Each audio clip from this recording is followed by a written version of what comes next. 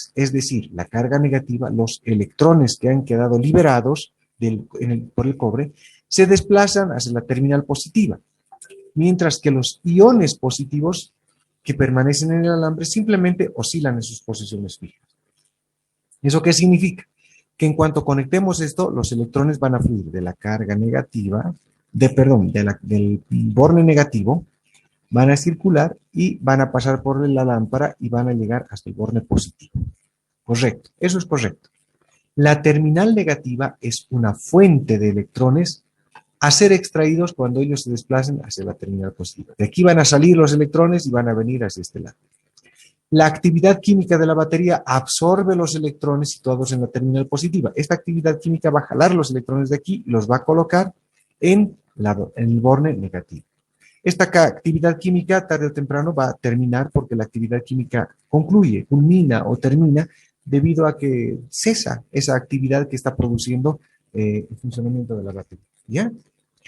Entonces, el flujo de carga a través del foco, es decir, estos electrones que van a circular a través del filamento de esta lámpara incandescente y debido a la fricción que puede existir entre los electrones y el material por donde está circulando, va a producir calor, de tal manera que esta lámpara se va a encender, se va a volver incandescente y va a emitir la luz que deseamos. Esa es la forma en la que la corriente circula. Pero, si nosotros apreciamos, dice la imagen, muestra dos direcciones de flujo de carga. Uno, que se denomina flujo convencional y la otra flujo de electrones. El flujo convencional es de positivo a negativo. Es decir, de aquí va a venir por acá, va a dar la vuelta y va a llegar al negativo. Ese es el flujo convencional que generalmente vamos a utilizar. Pero el flujo real o flujo de electrones es el que viene de la carga negativa del borne negativo, hacia el borne positivo. Hasta ahí estamos claros. Y aquí hace una aclaración. ¿Hay alguna consulta con respecto a esto, por si acaso? Por favor, muchachos.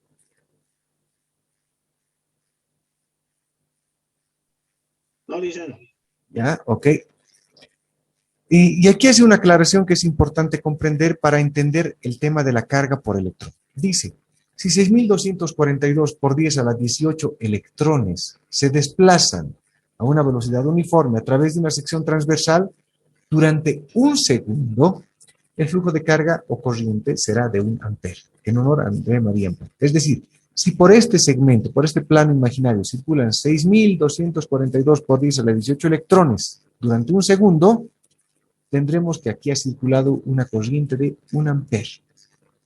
Entonces ya sabemos de dónde proviene la corriente. La corriente proviene del flujo de electrones. Y 1 ampere es 6.242 por 10 a la 18 electrones que se desplacen durante un segundo por este plano imaginario. Esta cantidad es una gran cantidad de electrones, obviamente. Y la corriente asociada a unos cuantos electrones será irrelevante. Es decir, si tenemos una corriente, por decir, de 1.000 electrones que circulan por ese lugar, es irrelevante con respecto a 6.242 por 10 a la 18. ¿Ya? No se va a tomar en cuenta y carece de valor práctico, salvo que sea un análisis muy minucioso, en el que obviamente se deberá tomar en cuenta. Pero generalmente no vamos a tomarlo en cuenta y va a carecer de valor práctico. ¿Bien? Y con el propósito, dice también esta teoría, de establecer valores numéricos que permitan comparaciones inmediatas entre niveles, se define un coulomb de carga como la carga asociada a 6.242 por 10 a la 18 electrones. ¿Qué significa eso? Que 6.242 por 10 a la 18 electrones tienen una carga de electrones, ¿no? Obviamente, tiene una carga de 1 coulomb. ¿Ya? Entonces, la carga asociada a un electrón podrá determinarse a partir de, y podemos determinar cuánta carga tiene un electrón. La carga será la carga de un electrón, va a ser igual a 1 coulomb sobre 6.242 por 10 a la 18. Esto va a ser igual a 1.6 por 10 a la menos 19 coulombs, que es la carga que tiene cada electrón. A partir de ello, nosotros podemos comprender ya que podemos aplicar algunas ecuaciones que nos van a permitir hallar ciertos resultados. Si quiero hallar la corriente, tendré que relacionar la carga en coulombs sobre el tiempo. Si quiero hallar la carga en coulombs, tendré que relacionar la corriente por el tiempo. Y si quiero hallar el tiempo, tendré que relacionar la carga sobre la corriente. Para ello teníamos algunos ejercicios que ustedes los van a revisar en su documento que ya lo tienen descargado. ¿Listo? ¿Alguna pregunta sobre esto, muchachos? No se olvide que solamente estamos haciendo un repaso general de todo lo que hemos visto, porque hoy es la última clase de este segmento que representa la nivelación. ¿Alguna consulta más? ¿Alguna consulta sobre esto, chicos? Muy bien, no hay consultas. Pasemos entonces al voltaje. El segundo tema de corriente y voltaje era justamente el referido voltaje. Dice que el flujo de carga descrito en la sección anterior se establece a través de una presión externa. A ver, fijémonos. O sea, queremos que fluya por aquí una carga, pero se debe a la actividad química. Esta actividad química o la batería es la que ejerce una presión para que los electrones libres puedan circular a través de los materiales conductores. A eso se refiere cuando dice que requiere de una presión externa derivada de la energía de una masa que tiene por virtud a su posición que se denomina energía potencial. Vamos a explicar energía potencial, lo habíamos hecho con anticipación, lo vamos a volver a hacer muy brevemente. Energía, dice, por definición, es la capacidad para realizar un trabajo. Si una masa n se eleva a cierta altura, h por encima de un plano, tendrá un coeficiente de energía potencial expresado en joules. Bien, eso lo vamos a dibujar, ¿bien? Para que tengamos una relación bastante más clara de este asunto. A ver. Perdón, ahora sí.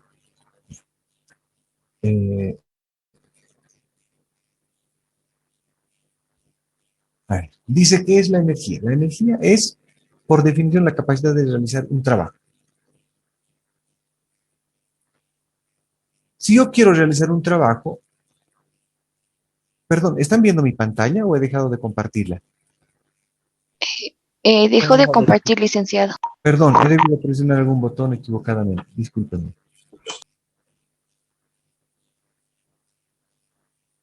Ahora sí la deben estar viendo, ¿verdad? Sí, licenciado. Okay. Sí, licenciado, ya lo estamos viendo. Muy bien, gracias. Entonces, si nosotros tenemos, dice, una masa a cierta altura por encima de un plano de referencia. Perfecto, dibujemos nuestro plano de referencia. Tenemos un plano de referencia. Voy a dibujar con otro color para poder hacer la tenemos un plano de referencia. ¿Listo? Y dice que hay una masa que está a cierta altura. Listo, ahí está, a cierta altura.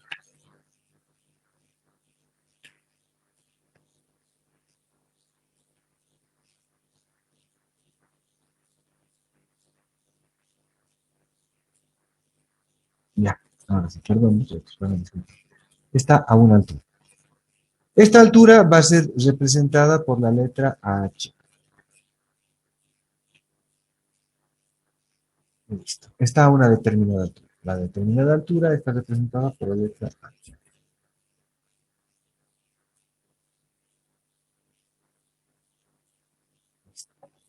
Fíjense, dice que esta masa M está a una altura H.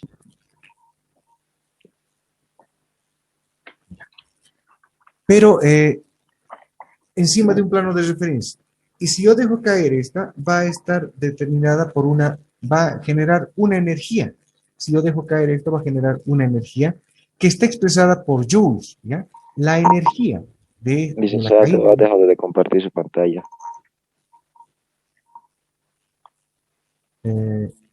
Creo que estoy compartiendo. No sé, por favor, confírmenme los demás. No está compartiendo su pantalla, licenciado. Ahora está empezando a compartir. Está compartiendo aquí. Está compartiendo. Gracias. Está compartiendo. Por lo que me dicen sus compañeros, estoy compartiendo. Le pido, por favor, le daré 30 segunditos para que revise su conexión. Puede salir y volver a ingresar. Sí, va a disculpar, licenciado, ya está compartiendo. Ah, ya, ok, no hay problema. Bien, entonces, esta masa, cuando caiga o cuando la dejemos aproximarse a la superficie de referencia, va a generar una energía que por definición es un trabajo, es una capacidad de realizar un trabajo, ¿ya? Entonces, esta energía que llega hasta aquí se va a conocer como energía potencial y se va a conocer con la letra W mayúscula. ¿Ya? La W mayúscula va a ser igual a la energía potencial. ¿Ya? Fíjense bien, por favor. Muchos de ustedes ya deben conocer que la W generalmente está relacionada con potencia. ¿Ya?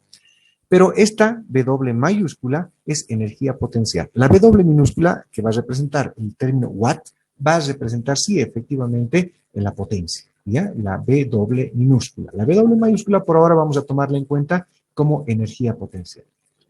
Pero a esta variable, a este resultado, a esta energía potencial, tenemos que añadirle algo más.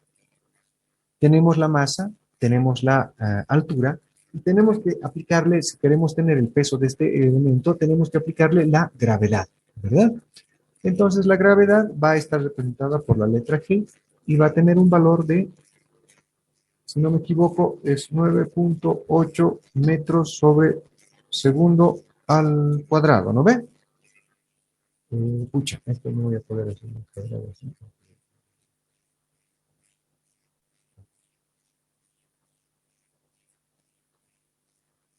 Listo.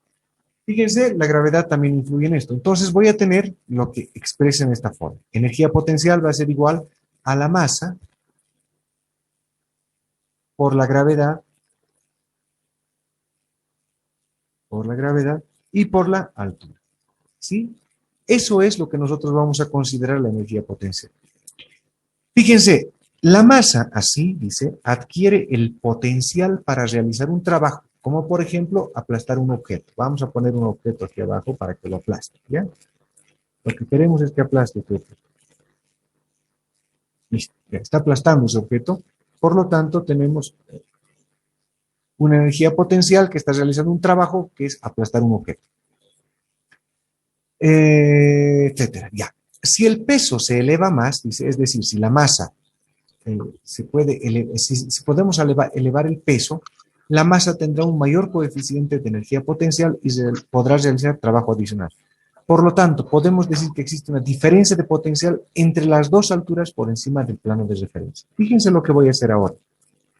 Voy a tomar esto y voy a representar a esta masa un poco más arriba, porque quiero que tenga mayor peso en el momento de que impacte a la superficie que quiero aplastar. ¿Ya? Esta es la misma masa. Pero ahora hay una diferencia. Desde esta masa, en la altura en realidad, hay una diferencia en la altura. Esta H ha cambiado, ¿sí? La altura se ha vuelto mayor. Por lo tanto, hay una diferencia de potencial. Y justamente a eso es a lo que nosotros le vamos a llamar diferencia de potencial. A la distancia que existe entre este punto y este punto, nosotros le llamaremos diferencia de potencial.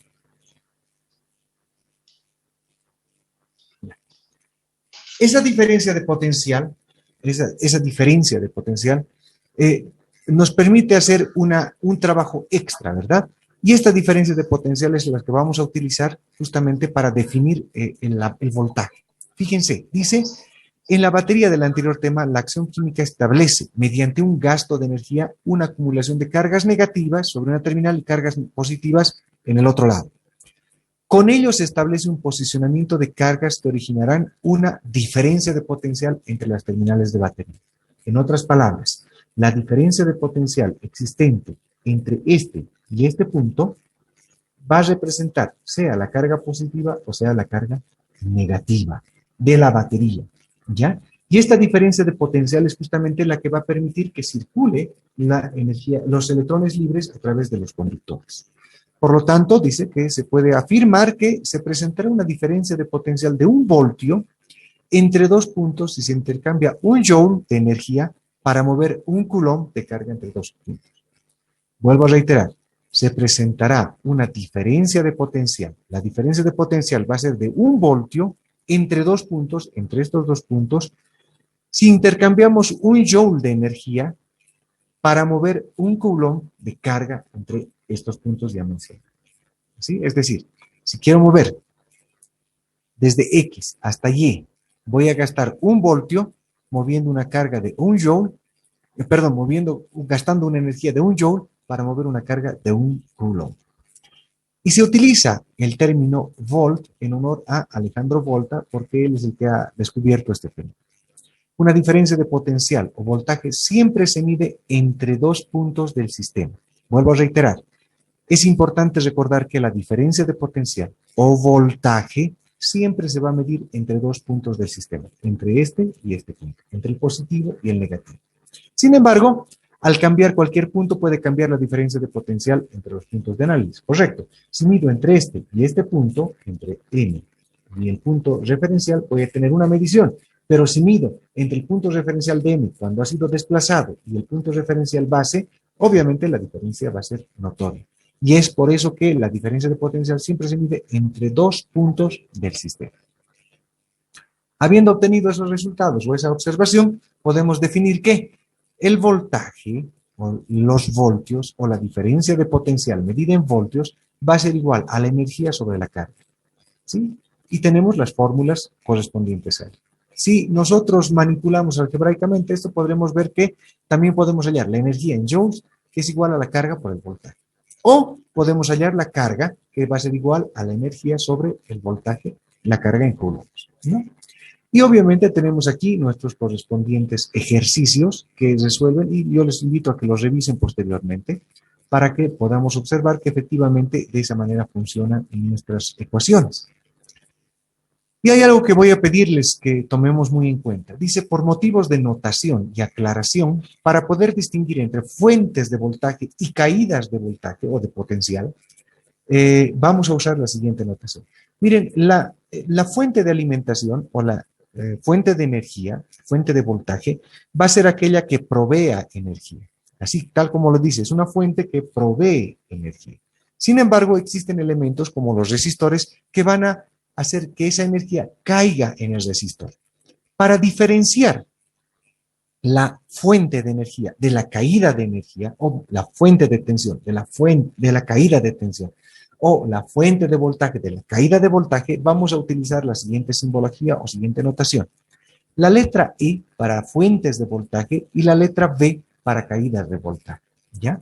Si ustedes hacen una revisión de la literatura europea, van a encontrar que E es igual a U, ¿ya? En Europa se utiliza el término U para las fuentes de voltaje y en América o en los países occidentales, voy a decir, por decir algo, se utiliza la letra E. Entonces, no hay ningún problema que usemos la letra U o que encuentren la letra U o que encuentren la letra E para definir la tensión de una fuente de alimentación. ¿Ya, muchachos? Esto aclaratorio, porque eventualmente puede ser que ustedes, como son estudiantes, investigadores, encuentren un libro europeo y digan, aquí está la letra U, ¿y por qué nos ha dicho que era la letra E? Por eso estoy haciendo estas aclaraciones. ¿Ya? También, por otro lado, debido a que este tema colocamos algunos términos que podrían causar confusión, se recomienda al estudiante, vuelvo a decir, revisar y entender el significado de cada término de acuerdo a las siguientes definiciones.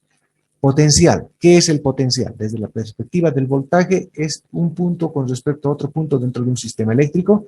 Por lo general, el punto de referencia es tierra, el cual se encuentra un potencial de cero. Diferencia de potencial es esto.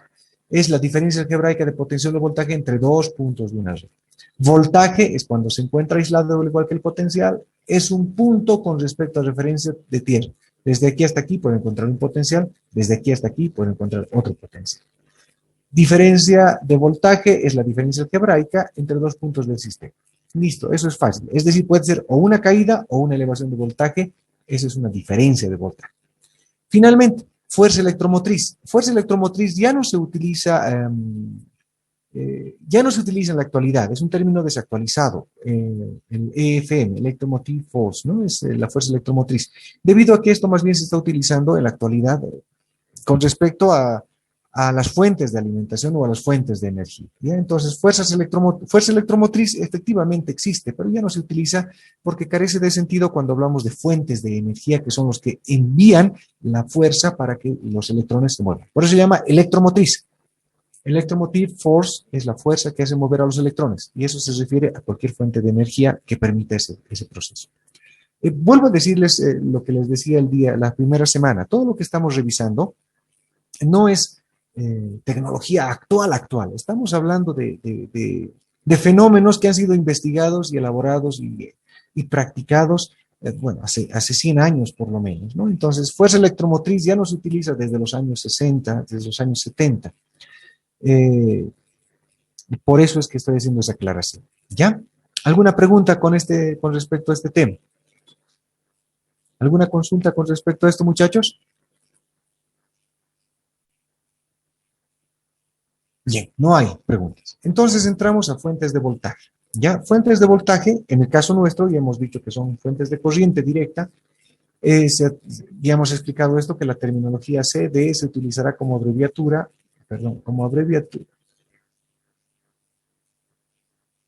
ahora sí, como abreviatura de corriente directa, que representa los sistemas eléctricos en los que el flujo de carga es unidireccional, ya lo hemos dicho, en una sola dirección, no va a ir por abajo, no va a ir por arriba, ni nada, solamente en una dirección.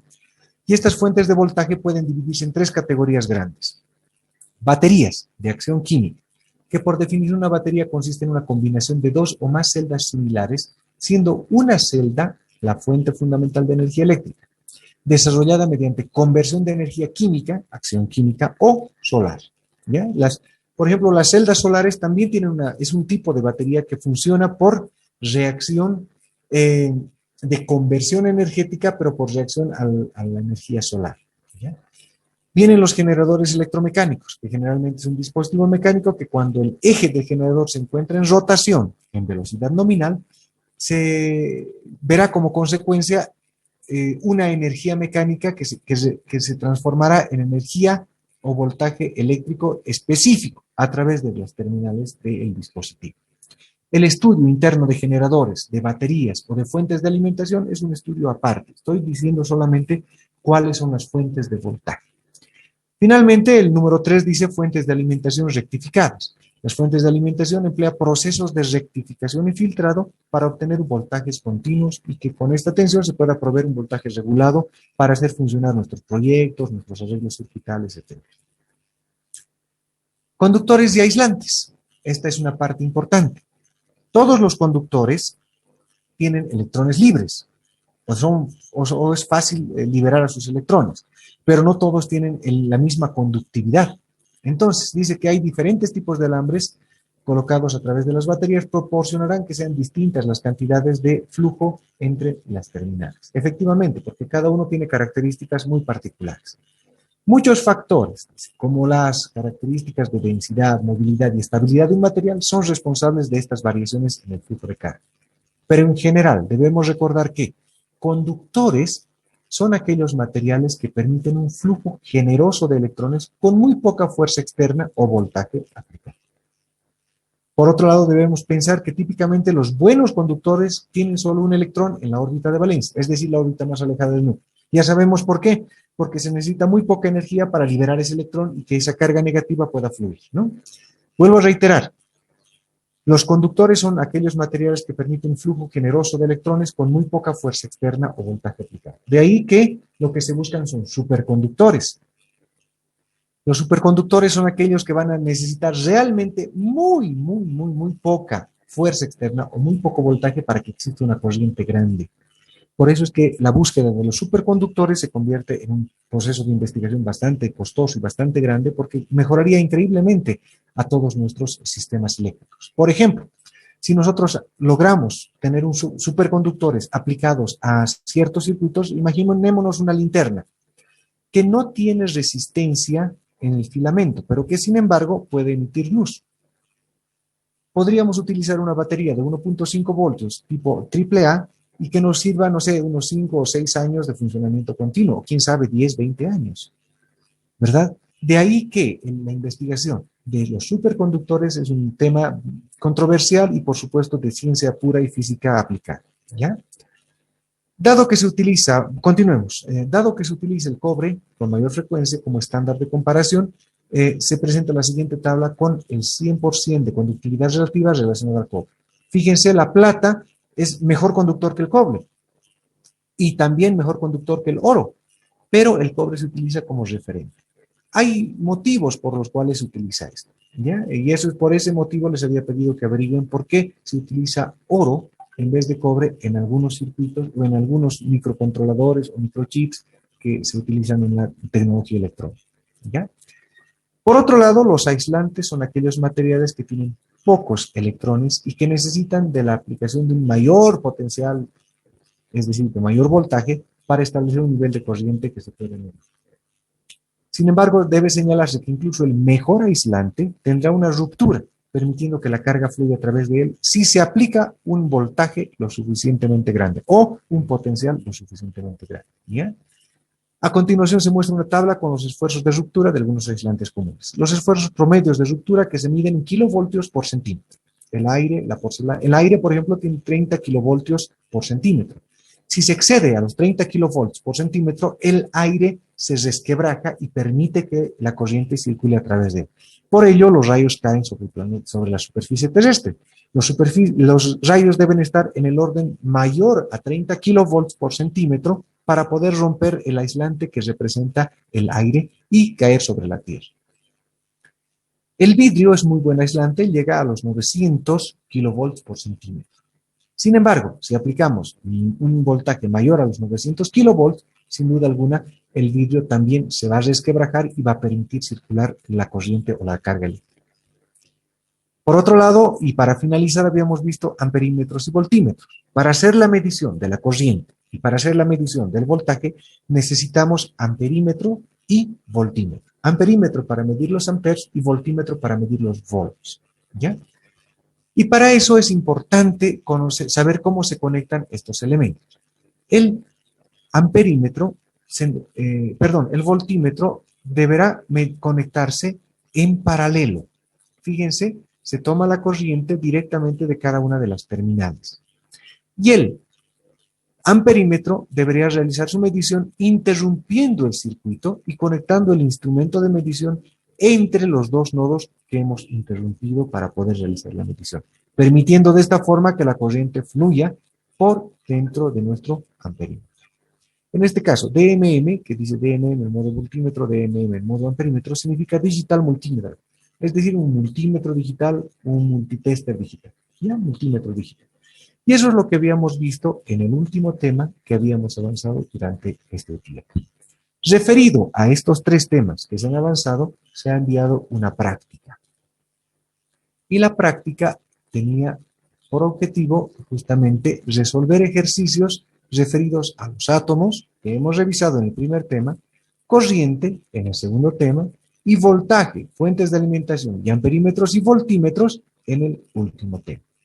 Esta pequeña práctica, muchos de ustedes ya la han resuelto, no la he revisado todavía, voy a esperar a que me envíen algunos más y obviamente necesito que la realicen por favor para tener una relación de que estamos avanzando correctamente. ¿Ya? Todo este material está en la página, en el enlace de la nube con el cual ustedes pueden tener contacto directamente entrando al Google Drive. Permítanme, voy a entrar a mi Drive. Y ahí están los documentos en la carpeta que se llama Práctica 1 de Análisis de Circuitos. Fíjense, tenemos Análisis de Circuito 1, Introducción, Análisis de Circuito 1, Corriente y Voltaje 2 y Corriente y Voltaje 1. Y obviamente Práctica 1. Ya todos esos documentos están disponibles en el Google Drive. Los que me han enviado sus trabajos son solamente 1, 2, 3, 4, 5, 6 estudiantes me han enviado. Y somos, si no me equivoco, 26 o 27 estudiantes. Entonces les pido por favor que se tomen el tiempo requerido este fin de semana, que esta media semana me puedan enviar su práctica para poder hacer la revisión correspondiente. ¿Ya? ¿Alguna pregunta, muchachos? ¿Alguna consulta con respecto a todo lo que hemos revisado el día de hoy?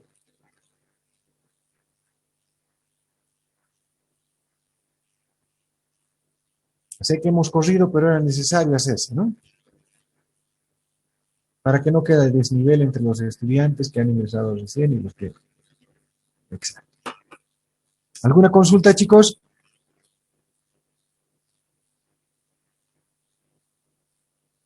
¿Alguna pregunta?